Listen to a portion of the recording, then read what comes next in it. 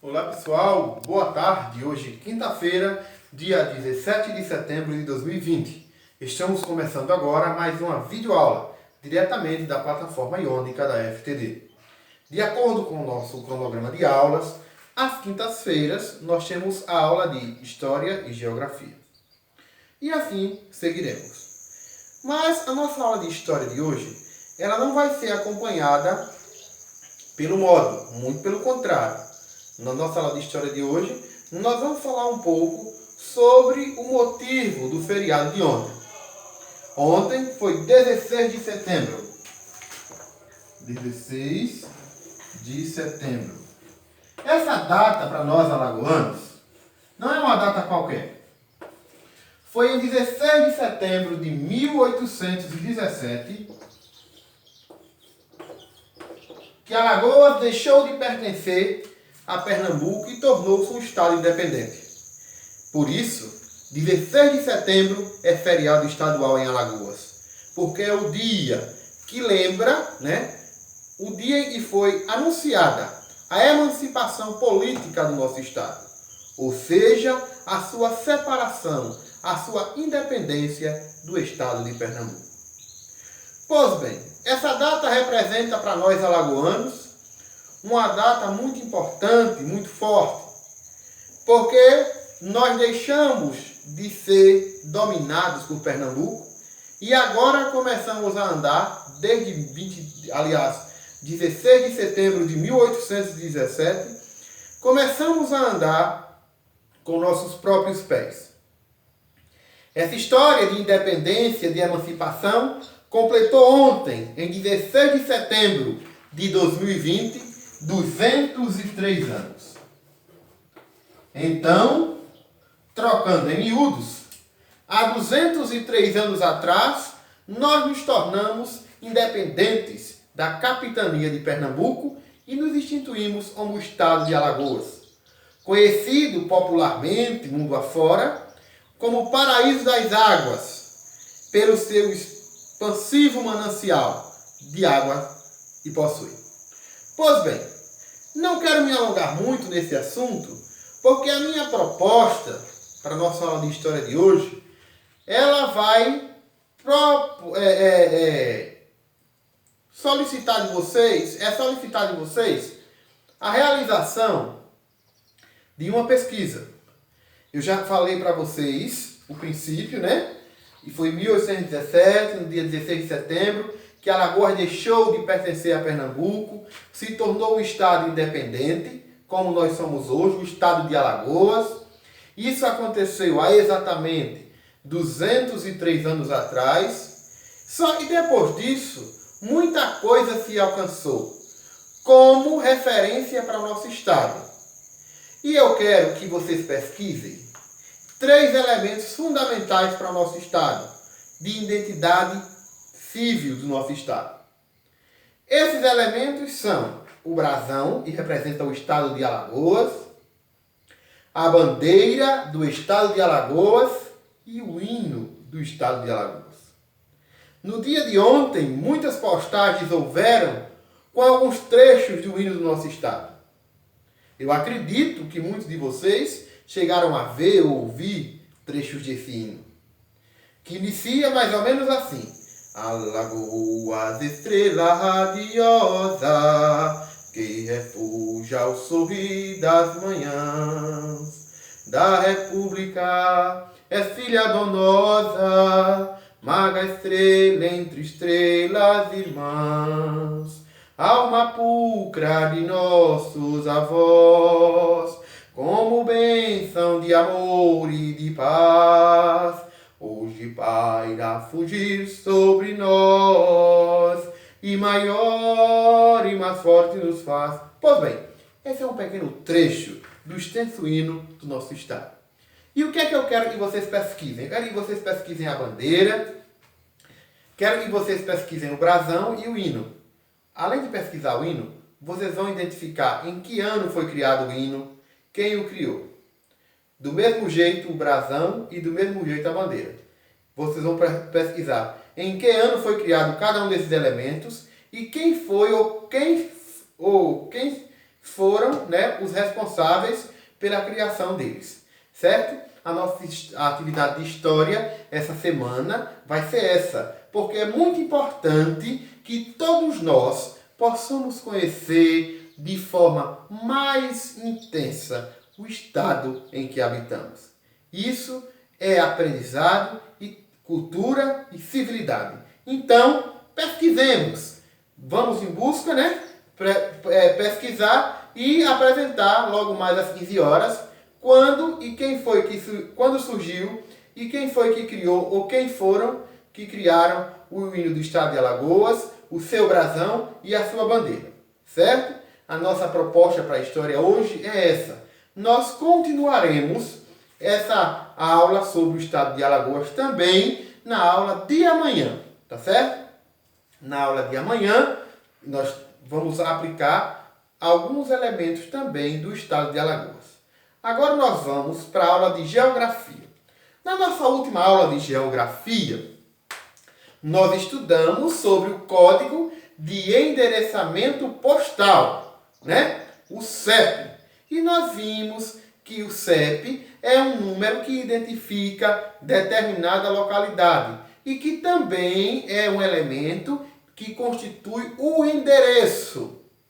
E como nós estamos falando de Alagoas, nós vamos estudar também, explorar um pouco sobre Alagoas em geografia.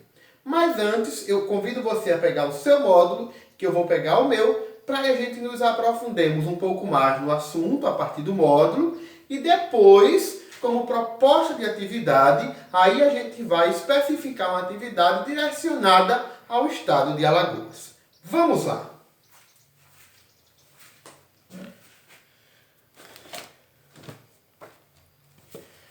Aí no módulo de vocês, na página 289, tem um texto numa página meio alaranjada, com o título Cidadania no meu dia a dia. Achado não é roubado, mas não é meu. Vamos lá. Na cena a seguir, leia a conversa de Ana com a mãe sobre algo que encontraram na rua. Mãe, olhe, isso é um documento jogado na calçada. E agora? É verdade, filha. Alguém perdeu. Vamos entregá-lo nos Correios. A mãe de Ana tomou a decisão correta ao dizer que deveriam levar o documento perdido aos Correios. Dessa maneira, elas colaboraram para que ele seja encontrado com mais facilidade pela pessoa que o perdeu. Diante de uma situação como essa, devemos agir da mesma maneira. Ao encontrarmos documentos de quem não conhecemos, é importante entregá-los nos Correios. Se você conhece alguém que perdeu algum documento, oriente essa pessoa a verificar se o nome dela consta na relação da seção de achados e perdidos dos Correios. Aí nós temos duas questões, A e B, que no módulo está com moral, mas eu convido você a fazer o cabeçalho no seu caderno na disciplina de Geografia e responder essas questões no caderno. Questão A. Você já encontrou algo perdido que não era seu? Que atitude você tomou diante dessa situação? Questão B. Em sua opinião, é importante devolver documentos e objetos perdidos? Justifique sua resposta. Essas duas questões, que estão aqui na página 289 como orais, vocês vão respondê-las no caderno, na disciplina de Geografia. Não esqueçam de, antes de colocar a resposta de ambas as questões, vocês fazerem o cabeçalho, certo? Vamos agora à página 290. Na página 290, a gente vai falar um pouco sobre as correspondências. As correspondências podem ser cartas de uma pessoa para outra, telegrama, as faturas, os boletos, e chegam e são trazidos pelos Correios, certo? Vamos lá. As correspondências. A localização dos lugares por meio de seu endereço também nos permite enviar e receber correspondências e encomendas pelos Correios. Para isso, é importante preencher corretamente o envelope com as informações necessárias. Veja a seguir um exemplo de como preencher corretamente o envelope de correspondência. Na frente, a gente vai colocar o destinatário. Quem é o destinatário? A pessoa para quem nós estamos enviando aquela correspondência, né? O destino daquela correspondência. Ela deve chegar a quem? E no verso a gente deve colocar as informações do remetente. Quem é o remetente? Aquela pessoa que emitiu, que mandou. Se fui eu, o remetente sou eu. Se foi você, o remetente é você. Tá? Aí vocês vão ver. Tem o nome do destinatário, o endereço e o CEP. Do outro lado tem o nome do remetente, o endereço e o CEP. Para enviar uma correspondência, precisamos do CEP do destinatário. Por que precisamos do CEP? Porque o CEP, como nós vimos já 2 aulas passadas, ele é o código de endereçamento postal. É para as ruas e para as cidades, como o CPF é para nós. Com o nosso número do CPF, as pessoas vão nos localizar no sistema. Do mesmo jeito, é com o CEP de uma rua, as pessoas vão localizar aquela rua. Com o CEP de uma cidade, as pessoas vão localizar aquela cidade. Certo? Por isso, assim como o CPF da pessoa, meu e seu, o CEP é muito importante para que a gente identifique e encontre uma rua ou uma cidade. Ele é o código de endereçamento postal. Pois bem, aqui na página 291, nós vamos falar de algo que talvez esteja mais próximo da realidade de vocês. O endereço eletrônico. Diante do mundo cheio de tecnologia, como que nós vivemos, e diante da atual pandemia do novo coronavírus, os endereços eletrônicos têm sido os mais explorados e utilizados ultimamente. Não tenho dúvida disso. Mas vamos ver o que eles são na verdade. O endereço de correio eletrônico, também conhecido por e-mail, é um serviço disponível na rede mundial de computadores, a internet, que permite às pessoas enviar e receber mensagens de textos, imagens e áudios. Do mesmo modo que devemos informar corretamente o endereço da nossa casa para recebermos correspondências pelos correios, a troca de mensagens por e-mail só é possível se o endereço eletrônico estiver correto. Veja a seguir as informações que fazem parte do e-mail. Antes de a gente ver essa informação que faz parte do e-mail, vamos ler o Vivendo Valores. Ao receber e-mails, é muito importante verificar se o endereço do remetente é o de uma pessoa conhecida. Os e-mails de destinatários desconhecidos podem conter informações falsas e conteúdos impróprios, que podem causar problemas para as pessoas. No e-mail, tem assim, todo endereço de e-mail deve conter o símbolo @, que em inglês significa em.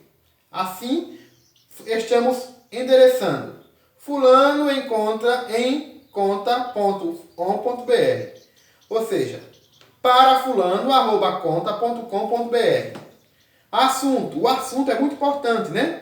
Aí tem aí amizade. Aí tem o texto. Olá, primo João. Tudo bem com você? E com a família? Obrigada por ser meu amigo. Estou com saudades. Abraços. Daiane.